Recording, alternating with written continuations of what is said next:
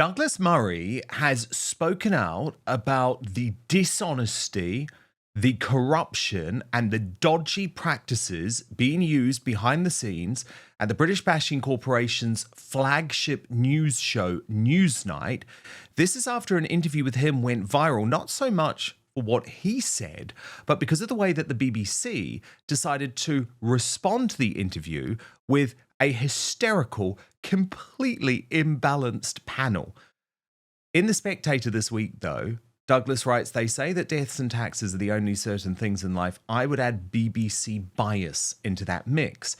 As the years went by, Newsnight, like so many other shows, went from needn't watch to impossible to watch to no one watched. Neither friend nor foe tuned in, and guests were left wondering about the tree falling in a forest fire. And that may well be true. But it's not to say that the way they dealt with Douglas's appearance was at all professional or at all shows that this is an impartial news organisation. So I'll tell you more about what he said in just a moment. Then we'll get reaction from Peter Whittle of the New Culture Forum. But first, a reminder of what actually happened during this interview between Douglas Murray, who had been booked on to promote his new book, and the Newsnight political editor who was hosting that night, Nicholas Watt. Watch. We should have less Islam in this country. Was that a wise phrase, talking about less Islam? Well, I think it's perfectly wise phrase, perfectly open to misrepresentation. I think I said it at the encouragement of the BBC. Well, I'm reading your article. It was you on the wrote BBC. In the Sun. It was on the BBC, that's why. I'm quoting what you said in the Sun, less Islam. Surely less Islam means less people of the Muslim faith. That means less Sajid Javids, less Sadiq Khans. Well, that it depends. means anyone who's a Muslim. That's what it means, isn't it? Isn't that provocative? I mean, it would also mean less people like the Abaidi family, wouldn't it? Yes, I mean, yeah, exactly. So the point is, you're talking about less Islam. That is Muslim people. No. Just bear with me, because I know better than you what I think.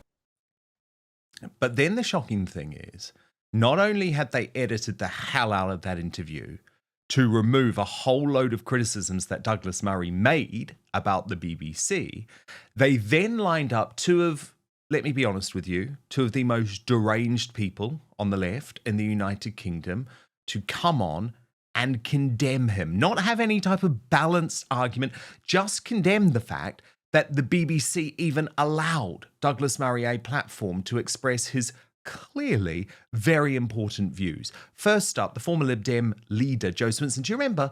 She was the one that sorry, I laugh, because she was the one that told us she was going to become Prime Minister and then didn't even win her seat.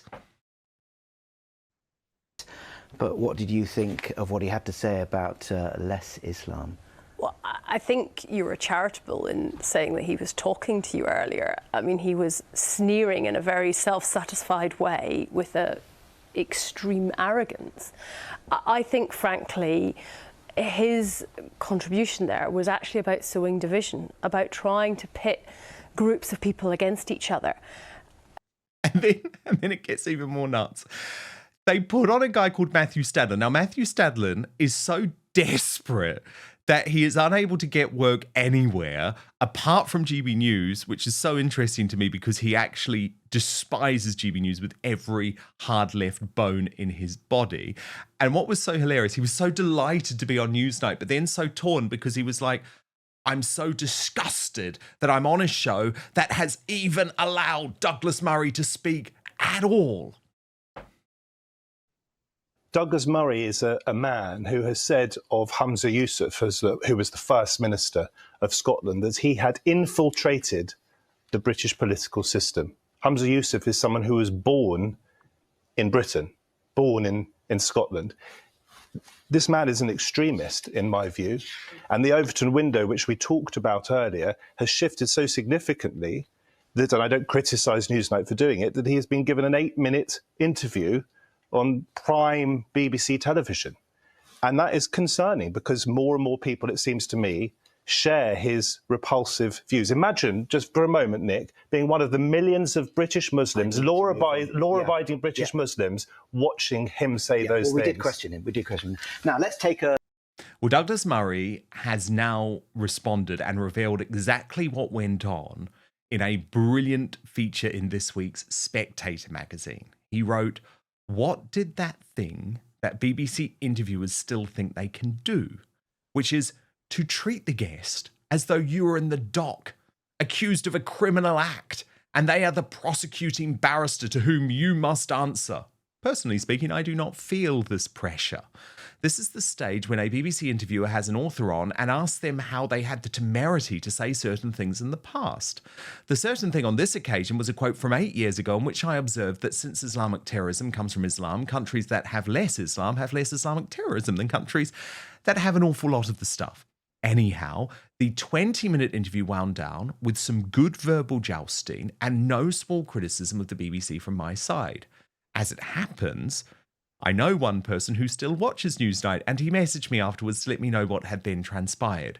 The BBC had edited the interview down to significantly less than half the length, which is in its right to do, and had of course left out most of the book stuff, which is what I was there to discuss.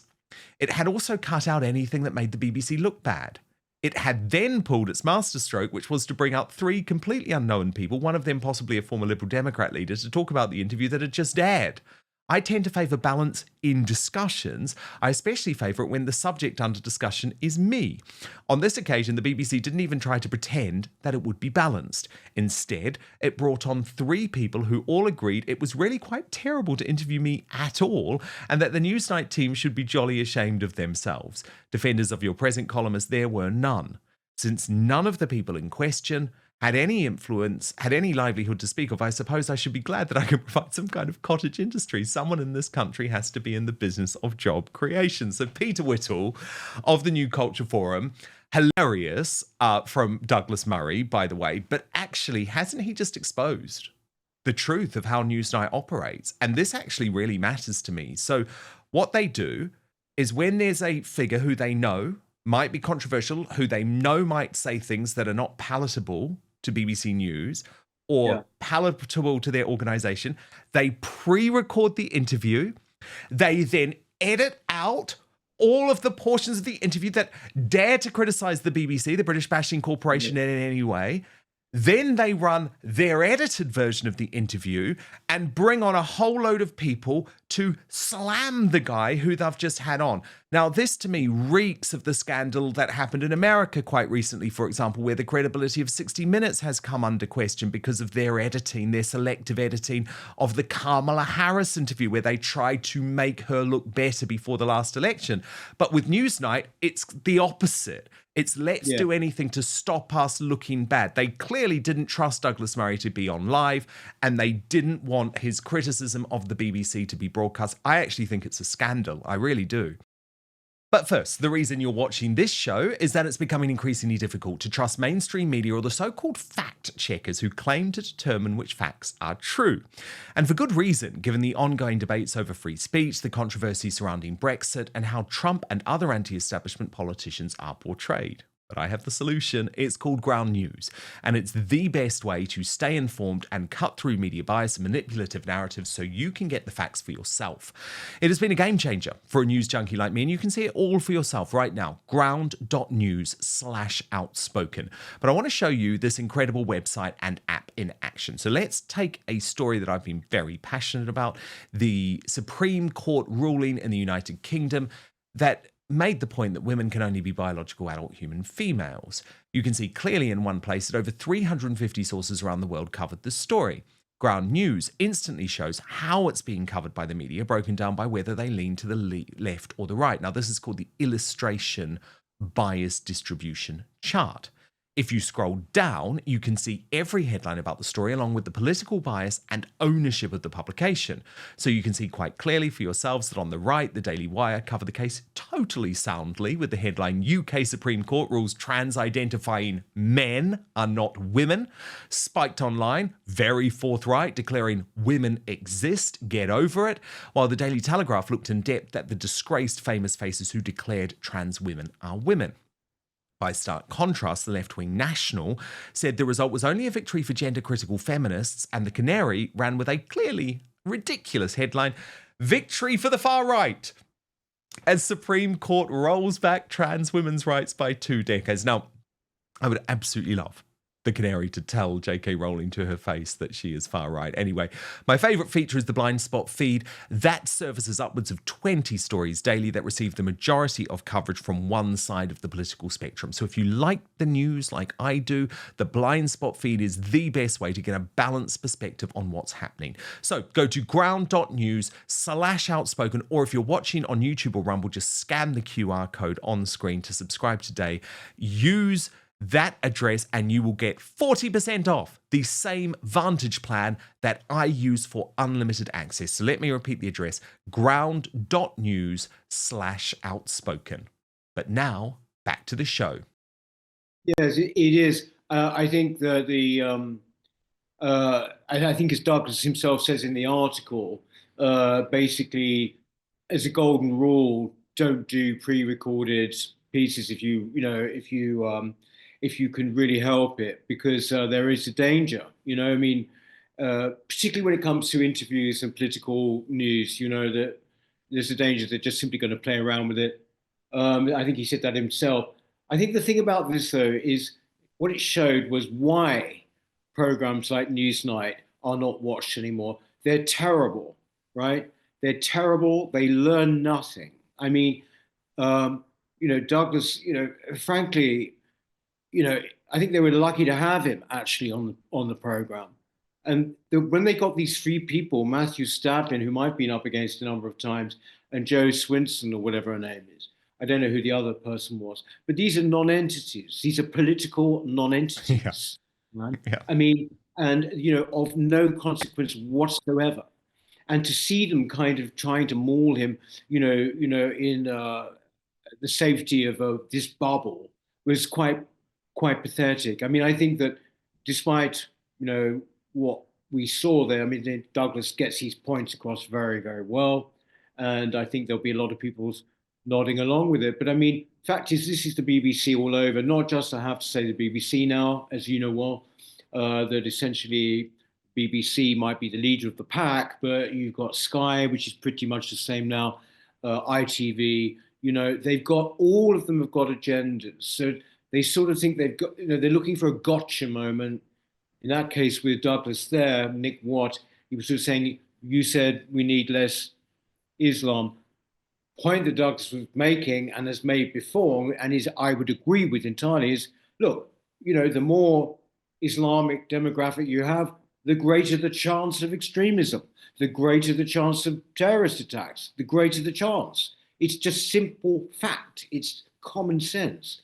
But what surprised me about not just the line of the way it was framed by Newsnight, but also by these people who came on afterwards, was it's as though we have not moved anywhere, or at least they haven't, since about 2005. They're still saying the same thing. It's not washing anymore.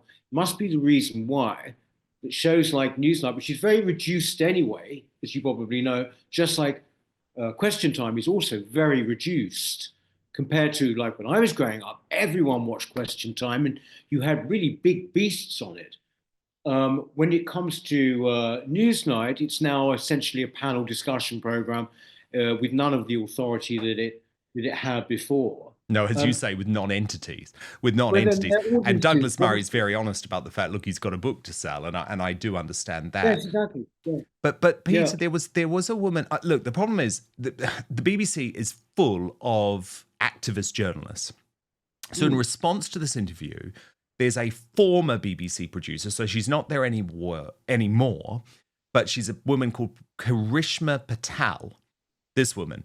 Now, she actually came out publicly and attacked the BBC for booking Douglas Murray and said the more people hear from racists on BBC shows without all necessary context or pushback, the more reasonable and respectable they will come.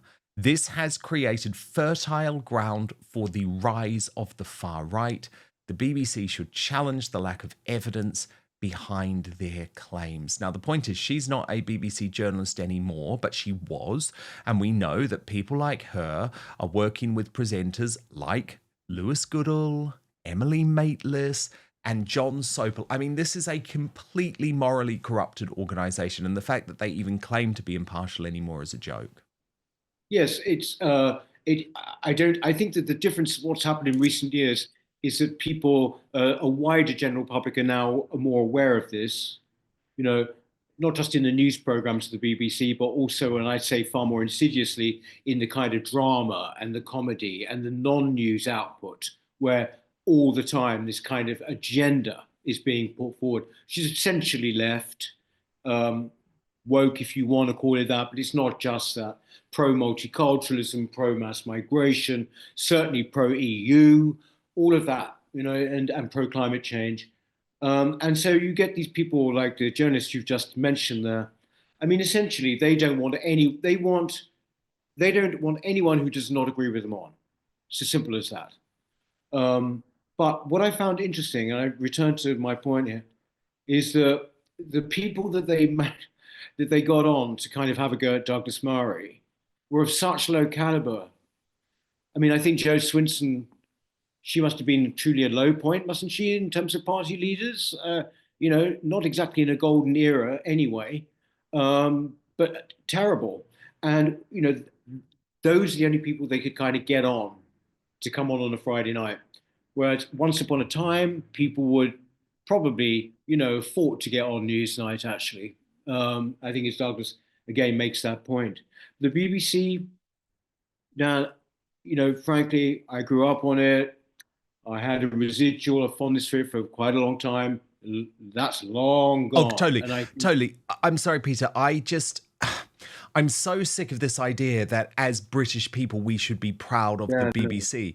I'm actually ashamed of this organisation for so many reasons. I mean, I think they embarrass us on an international stage, but actually, can we just consider the fact that if this were a private organisation that had harboured the most prolific paedophile in British history in Jimmy Savile, who wasn't operating on his own, by the way. There was a full paedophile ring operating for decades at the BBC. Some people will be listening to this thinking, Dan, you can't be telling the truth.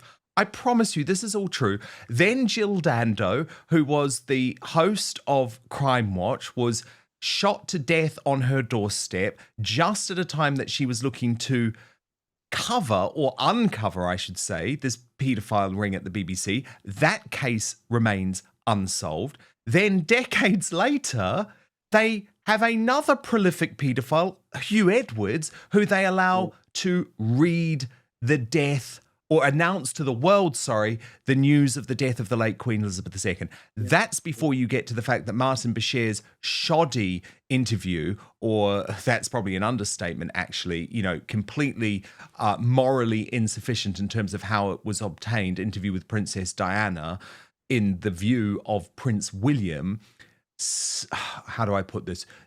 Put Diana on the road to her death.